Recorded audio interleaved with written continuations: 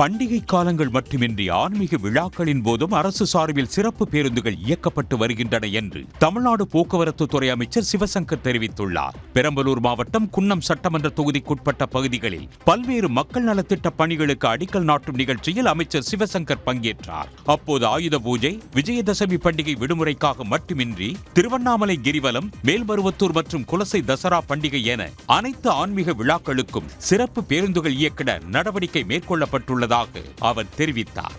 கடந்த காலங்கள்லாம் பார்த்தீங்கன்னா தீபாவளி பொங்கலுக்கு மாத்திரம்தான் சிறப்பு பேருந்துகள் இயக்கிற நிலைமை இருந்தது. அதற்கு பிறகு இப்பொழுது அரசு விடுமுறை நாட்கள் 2 நாட்கள் 3 நாட்கள் சேர்ந்தால் போல் வந்தாலே அதற்கு சிறப்பு பேருந்துகள் விட வேண்டிய சூழல் வந்துவிட்டது. இதல்லாமல் திருவண்ணாமலை கிரிவலம், மேல்மருவத்தூர்,